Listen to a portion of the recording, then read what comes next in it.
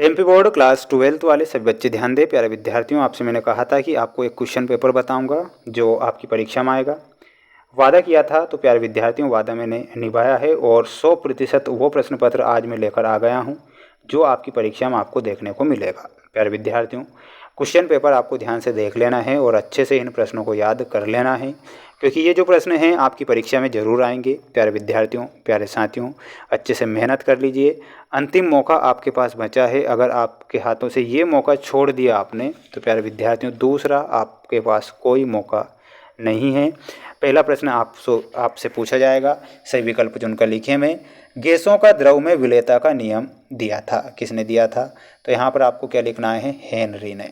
ठीक है, जिन्होंने गैसों का द्रव में विलेयता का नियम दिया। प्यारे बच्चों, अच्छे से याद रखिएगा।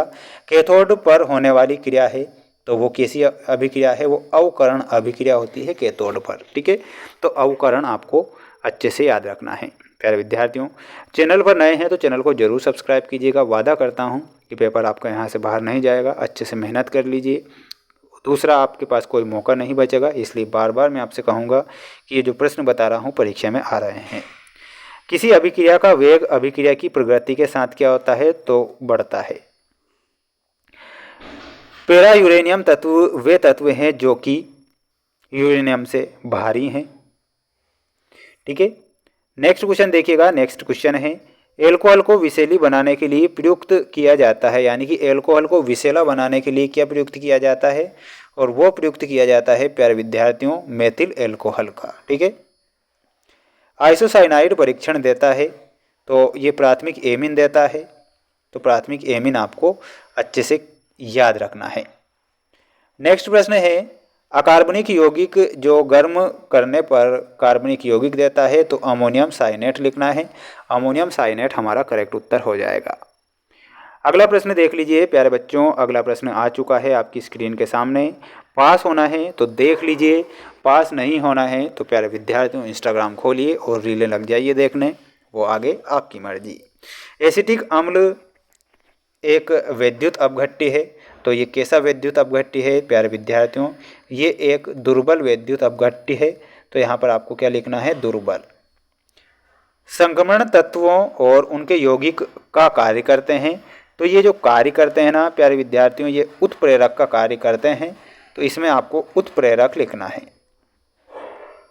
पोटेशियम परमैंगनेट का रासायनिक सूत्र क्या है? तो प्यारे विद्यार्थियों इसका रासायनिक सूत्र होता है KMnO4। विटामिन B12 का संकुल यौगिक होता है, तो किसका संकुल यौगिक होता है? ये कोबाल्ट का संकुल यौगिक होगा। किसका होगा? यहाँ पर आपको कोबाल्ट लिखना है। ग्लूकोज अभिकर्मक निर्जल ZnCl2 तथा का मिश्रण होती है, तो ये किसका मिश्रण होती है? ये HCl का मिश्रण होती है। यहाँ पर आपको HCl लिखना है। लाल चींटियों में अम्ल होता है, तो लाल जो चींटियाँ होती है प्यारे बच्चों, उसमें कौन सा अम्ल होता है? उसमें अम्ल होता है फार्मिक अम्ल। ठीक है, तो फार्मिक लिखना है। ट्राइनाइट्रोटॉलुइन एक पदार्थ है, तो ये कैसा पदार्थ है?